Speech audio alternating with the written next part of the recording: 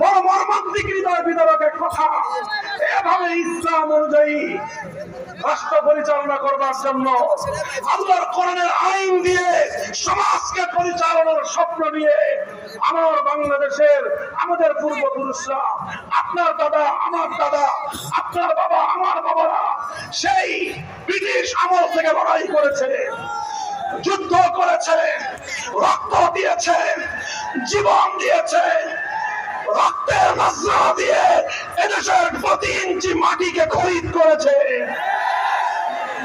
কেন করেছে? এই ভারতের গোলামি করার জন্য, ভারতের সেবাদার সবার জন্য। 1947 সালে বাড়ির কাছের দিল্লিকে আমরা লাঠি মেরেছি, বাংলাদেশের চতুর্পার্শ্বের এই ভারতকে আমরা তালাক দিয়েছি, দিল্লিকে আমরা লাল কার্ড দেখিয়েছি। আমরা সেই 2000 মাইল দূরত্বের পশ্চিম পাকিস্তানিদের সঙ্গে গাছতলা বেঁধেছি শুধু একটা কারণে, অন্য কোনো বিষয় ছিল না। ওদের সঙ্গে আমাদের আলগা কোনো পীড়িত ছিল না। একটা বিষয় ছিল আমাদের পূর্বপুরুষদের দীর্ঘদিনের কামনা, দীর্ঘদিনের অন্তরের তামান্না, হৃদয়ের তামান্না। এমন একটা মানচিত্র পাবো, এমন একটা ভূগোল পাবো, এমন একটা রাষ্ট্র পাবো যে রাষ্ট্রে আমরা না খেয়ে থাকলে না খেয়ে থাকবো, খেতে না পারলে 3 বেলার জায়গায় 1 বেলা খাবো, প্রয়োজন আমরা পেটে পাথর বাঁধবো। কিন্তু এমন একটা রাষ্ট্র চাই যে রাষ্ট্রের সংবিধান হবে আল কোরআন। এমন একটা সমাজ চাই যেই সমাজটা পরিচালিত হবে সোনার মদিনার মুহাম্মদ আরবির খেলাফতের আদর্শ অনুযায়ী। এই জন্যই আমরা 47 সালে ওদেরকে তালাক দিছি।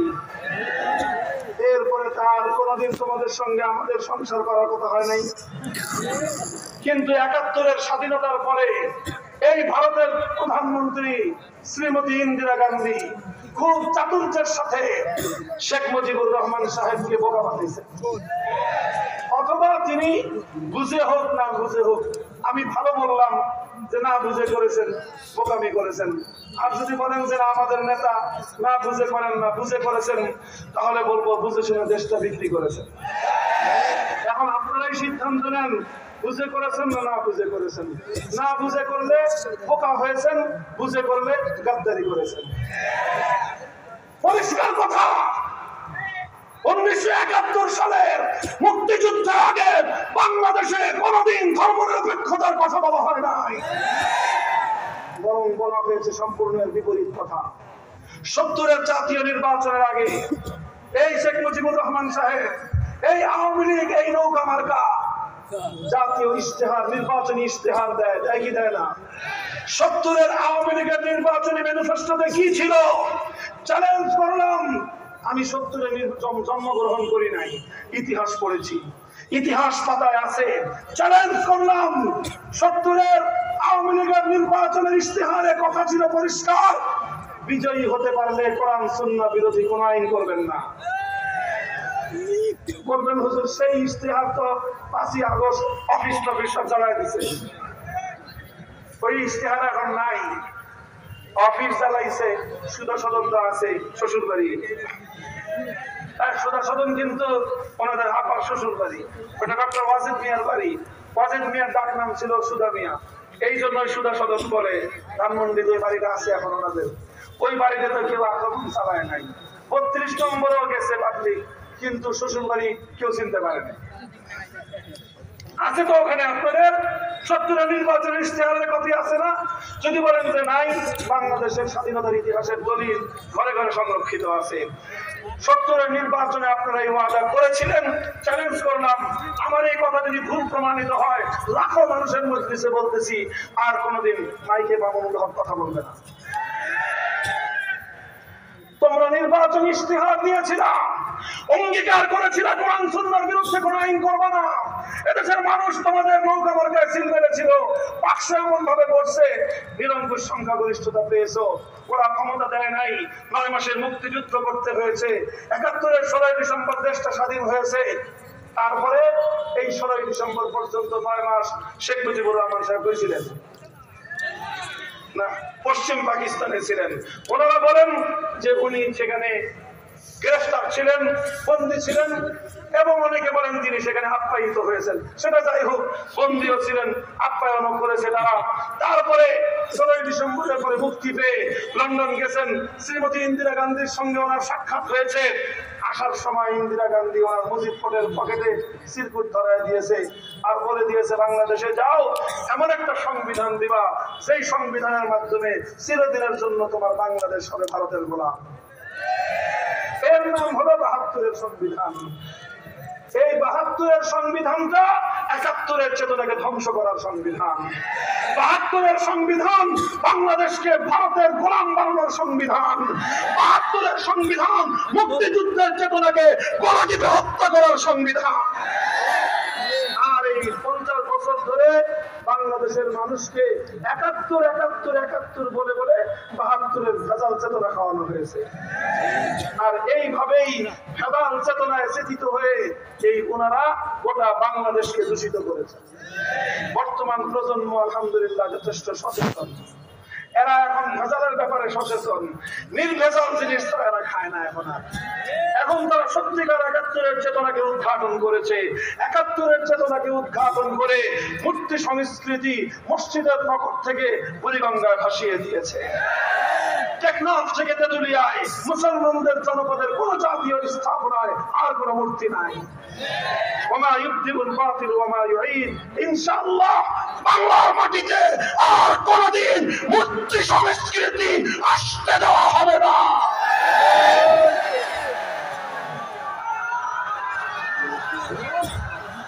তারা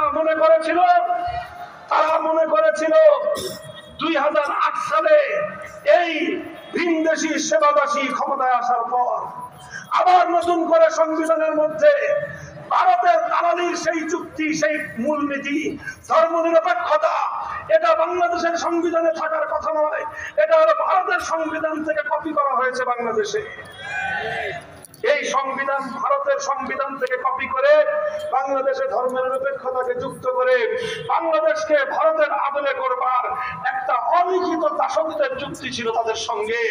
2008 সালে ক্ষমতায় এসে 15 বছর পর্যন্ত সে ওটাকেই রপ্ত করেছে, যে তারা ওইভাবেই চেষ্টা করেছে। করতে করতে 5ই আগস্টের বিপ্লব সংগঠিত হয়েছে। এই 5ই আগস্টের বিপ্লবের পর ভারতের সেবাদাসী এখান থেকে লাঠি খেয়ে উষ্টা খেয়ে ওই তাদের কোলে গিয়ে আশ্রয় গ্রহণ করার পর ওদের এখন মাথা খারাপ হয়ে গেছে। এখন তো আমার বাংলাদেশের উপ হাই কমিশন আগরতলার মুসলমানদের বাংলাদেশের হাই কমিশনে হামলা চালায়, লাল সবুজের পতাকায় আগুন ধরায়, বাংলাদেশের মুসলমানদেরকে গালাগালি করে পাগলের মতো আচরণ করতেছে।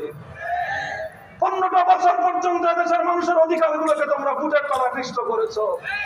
15 বছরের কথা বাদ, আমরা বহু আগে থেকেই বলেছিলাম বাংলাদেশকে যদি স্বাধীন স্বনির্ভর আত্মমর্যাদাপূর্ণ জাতি হিসাবে মাথা উঁচু করে দাঁড়াতে হয়, সীমান্তের অপর প্রান্তে প্রভুদেরকে তাদেরকে নমনম করা ছাড়া তাদের সঙ্গে অধিকারের আদায়ের দাবির অধিকার নিয়ে কথা বলতে হবে, অধিকারের দাবি নিয়ে কথা বলতে হবে।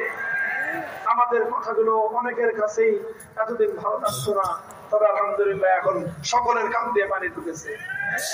এই গত 3 দিন আগে সরকার প্রধান, মাননীয় প্রধান উপদেষ্টা সারা দেশের সব ধরনের সকল রাজনৈতিক দলগুলোকে ডাকছেন, সব ধর্মের ধর্ম নেতাদেরকে ডেকেছেন, সবাইকে ডেকে এখন বলছেন এই যে আধিপত্যবাদী আচরণ, বাংলাদেশের আত্মমর্যাদাকে ক্ষুণ্ণ করবার যে আগ্রাসী মনোভাব পার্শ্ববর্তী রাষ্ট্রের, এর বিরুদ্ধে গোটা বাংলাদেশকে ঐক্যবদ্ধ হতে হবে।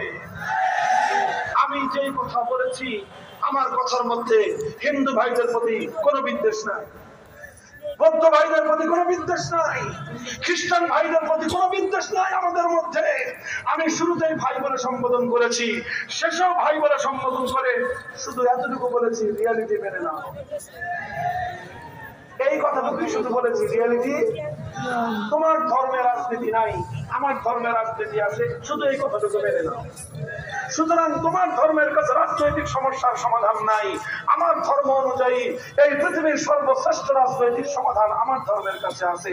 সুতরাং তোমার কাছে যেটা নাই সেটা তুমি আমার কাছ থেকে নাও ভাই। তোমার বাড়িতে নুন না থাকলে তুমি আমার বাড়ি থেকে নাও, আমার বাড়িতে দুধ না থাকলে আমি তোমার বাড়ি থেকে দুধ নেই, আমার বাড়িতে ভাত রান্না না হলে আমি তোমার বাড়ি থেকে ভাত নেই, আমার বাড়িতে তরকারি না থাকলে তোমার বাড়ি থেকে তরকারি নেই, তোমার বাড়িতে রুটি না থাকলে তুমি আমার বাড়ি থেকে রুটি নাও। তোমার কাছে রাজনৈতিক আদর্শ নাই, আমার কাছে রাজনৈতিক আদর্শ আছে, তুমি আমার রাজনৈতিক আদর্শ নাও। তোমার কাছে অর্থনীতির সমস্যার সমাধান নাই, আমার কাছে অর্থনীতির সমস্যার সমাধান আছে, তুমি আমার কাছ থেকে অর্থনীতির সমস্যার সমাধান নাও। তোমার ব্যবসায় টাকার প্রয়োজন হবে, তুমি মুসলমানের কাছ থেকে তো লোন করো, তুমি আমার কাছ থেকে ইসলামী অর্থনীতি, ইসলামী রাজনীতি লোন নাও। কোন ধরনের ইন্টারেস্ট দিতে হবে না, আনলিমিটেড টাইম তোমাদেরকে আমরা প্রোভাইড করব, নিরাপত্তা দিব, অধিকার দিব। ইসলাম তোমাকে যেই অধিকার দিবে ধর্ম নিরপেক্ষতাবাদীরা সেই অধিকার তোমাকে দিতে পারবে না। তোমার সঙ্গে ধোঁকাবাজি করবে, প্রতারণা করবে, কারণ ধর্ম নিরপেক্ষতার মূল বুনিয়াদ ধোঁকাবাজির উপর, মুনাফিকের উপর, ইসলামকে দাবায় রাখবার ভণ্ডামির চেতনার উপর। সুতরাং এই কথাটা এখন পরিষ্কার, এই যে ভারতীয় সেবা দাসত্বের মূল যে গোলামীর চুক্তি, মূল যে গোলামীর ধারা, সেটা হলো ধর্ম নিরপেক্ষতাবাদ। এই জন্য অন্তর্বর্তীকালীন সরকারকে বলবো, যদি এই আধিপত্যবাদ, সাম্রাজ্যবাদী আগ্রাসনের এই বিষক্রিয়া থেকে যদি বাঁচতে হয়, বিষ বৃক্ষকে উপড়ে ফেলতে হবে। আপনি বিষ বৃক্ষের গোড়ায় পানি ঢালবেন আর শুধু উপর দিয়ে ডাল ছাড়বেন, এতে বীজ বৃক্ষ আরো সুন্দর হবে, ডালপালা মেলে দিবে। কথা বলেন, গাছের যদি ডালপালা ছাটা হয় তো গাছটা আরো সুন্দর করে নতুন ভাবে নতুন ডাল গজায়। তাহলে এই বীজ বৃক্ষ উপরে ফেলতে হলে উপায় একটাই, শেকড় সদ্য উপরে ফেলেন। ভারতীয় আধিপত্যবাদের বাংলাদেশে শেকড় হলো ধর্ম নিরপেক্ষতাবাদ।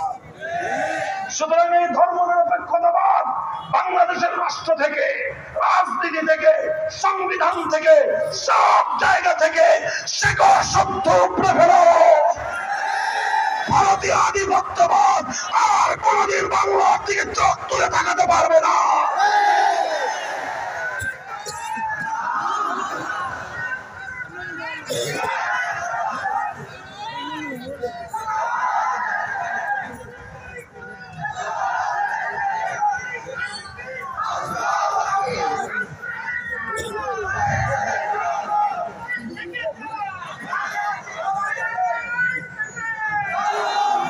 আমরা বলতে চাই, বর্তমানে বাংলাদেশের একটা গুরুত্বপূর্ণ এজেন্ডা হলো ভারতীয় আধিপত্যবাদ রুখে দাঁড়াও।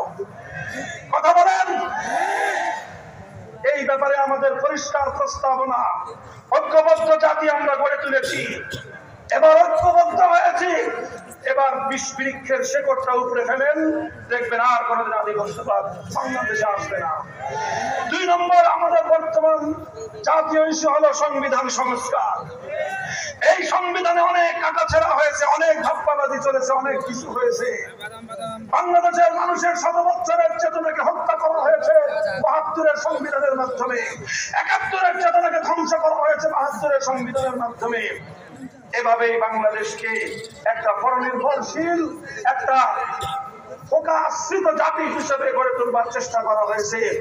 এখন বাংলাদেশের আগস্ট বিপ্লব পরবর্তী সময়ে আমাদের স্পষ্ট কথা, একটা সাজেশন আমরা দিয়ে যাই, সংবিধান সংস্কারের সময় একটা কথা সংযুক্ত হতে হবে। সেই কথাটার ভাষা যেভাবেই হোক, তার মূল মর্ম হবে এই: মুসলমানদের 90% মুসলমানদের এদেশে 1947 সালের বিভক্তির মাধ্যমে মুসলমানদের অধিকার হিসেবে চিহ্নিত এই মানচিত্রের মধ্যে, ভারত থেকে বিচ্ছিন্ন হওয়া এই মানচিত্রের মধ্যে, হিন্দু জনগোষ্ঠী থেকে আলাদা হয়ে মুসলমানদের জন্য বরাদ্দকৃত এই অংশের মধ্যে সংবিধানে একটা ধারা থাকতে হবে। সেই ধারা হলো, কোরআন সুন্নাহ বিরোধী কোন আইন, কোন নীতি, আল্লাহর ইসলামী শরিয়া বিরোধী কোন নীতিমালা, কোন বিধান, কোন আইন থাকতে পারবে না। ইসলাম বিরোধী, শরিয়া বিরোধী কোন আইন, কোন নীতি যদি আসে, সেটা অটোমেটিক ভাবে অকার্যকর, বাতিল বলে গণ্য হবে। চাই সেই নীতিমালা জাতিসংঘ থেকে আসুক, চাই সেই নীতিমালা আন্তর্জাতিক ফোরামের পক্ষ থেকে আসুক সব কিছু আমরা গ্রহণ করব, কিন্তু ইসলামের ফিল্টার দিয়ে ফিল্টারিং করে। যদি ইসলাম এলাও করে ওয়েলকাম, যদি ইসলাম এলাও না করে যেখান থেকে আসুক বঙ্গোপসাগরে ভাসিয়ে দাও।